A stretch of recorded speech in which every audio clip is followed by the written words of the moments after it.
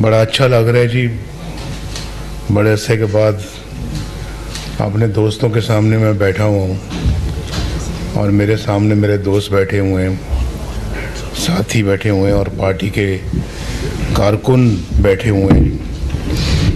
काफ़ी गैप आ गया, बड़े गैप के बाद आज हम दोबारा इकट्ठे हुए हैं, तो यकीनन खुशी का मकाम है। इस अरसे में काफ़ी नशेब व फराज आए और बहुत फासले कुछ लोगों ने पैदा करवा दिए। तो बहरहाल ज़िंदगी में ऐसा होता है, तो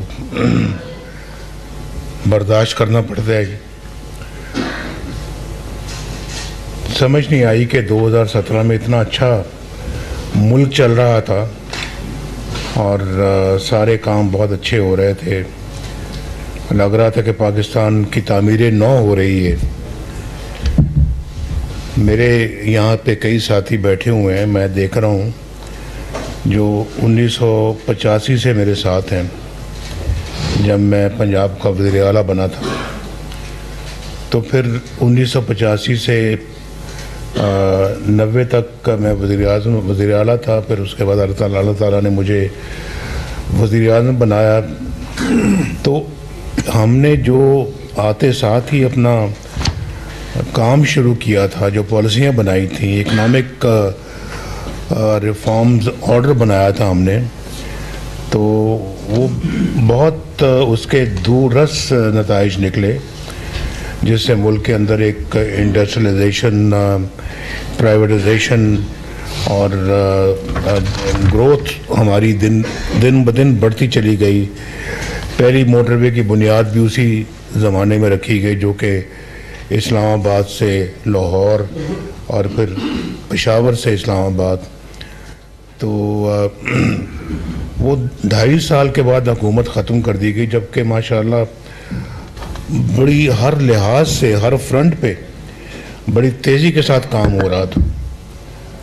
तो मेरा ख्याल है कि सब जानते हैं कि अगर वो मोमेंटम जारी रहता तो आज पाकिस्तान कहीं ना कहीं अपनी मंजिल मकसूद पे पहुंचा होता। 30 साल हो गए हैं उसको, ज़्यादा हो गए हैं, बल्कि 30 से भी ज़्यादा हो गए हैं। 23 ये साल हो गए, 15 वो साल, 40 साल हो गए। तो हम अल्लाह के फजलो करम से यकीनन एक एशियन टाइगर बन चुके होते। तो आज वो ममालिक जो हमसे कहीं पीछे थे, आज हमसे कहीं आगे चले गए हैं।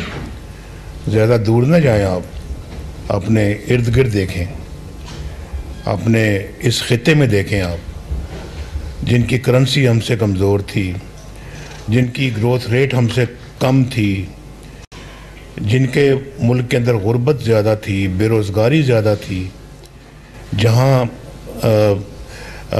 हर लिहाज से तंगदस्ती ज़्यादा थी, हर लिहाज से हम उनसे आगे थे। आज हम उतने ही पीछे हैं और वो हमसे उतने ही आगे हैं। हमारे मुल्क के अंदर अभी मैं तो 1990 से मैंने बात शुरू की है, 1985 से या 90 से। तो आप ज़्यादा दूर न जाएं, 2017 को ले लें आप। 2013 में जब हम आए हैं तो लोड शेडिंग का क्या हाल था। खुद फैसलाबाद वाले सबसे ज़्यादा तो प्रोटेस्ट फैसलाबाद में होते रहे हैं लोड शेडिंग के ख़िलाफ़। 18 घंटे की लोड शेडिंग आपने देखी है। और फिर लोड शेडिंग को हमने आके ख़त्म किया। शहबाज साहब ने मुझे कहा जी कि आप कह दें इलेक्शनों में कि हम 6 महीने में ख़त्म कर देंगे लोड शेडिंग। किसी ने कहा जी 1 साल का कह दें, 1 साल से ज़्यादा ना कहें वरना वोट नहीं मिलेगा। मैंने कहा मैं तो वही बात कहूँगा जो सच और हकीकत है, और वो ये है कि ना हम 1 साल में ख़त्म कर सकते हैं, ना 2 में कर सकते हैं, ना 3 में कर सकते हैं। हम ये कह सकते हैं कि अपने इस दौर में इंशाल्लाह हम लोड शेडिंग को ख़त्म कर देंगे। वो कहने लगे भाई इससे वोट नहीं मिलेगा। मैंने कहा भाई बात नहीं मिलेगा तो मैं झूठ तो नहीं बोलना ना। अब झूठ बोल के अगर वोट लेने हैं तो फिर क्या क्या लिया। मैंने कहा जी कि हम अपने इस दौर में ख़त्म करेंगे, और वो दौर चलता था 2018 तक। हमने लोड शेडिंग का खात्मा अल्हम्दुलिल्लाह 2016 के आखिर में कर दिया।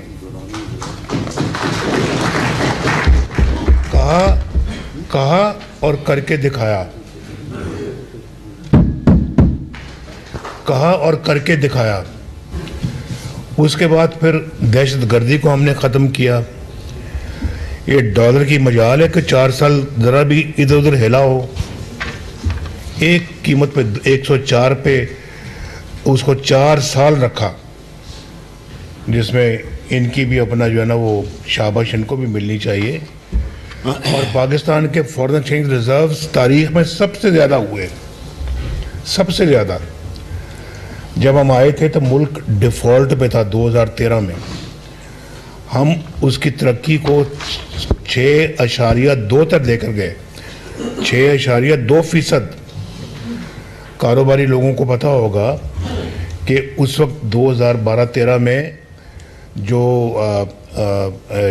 इंटरेस्ट रेट था, जिसको कि कहते हैं पॉलिसी रेट, वो डबल डिजिट से भी आगे था।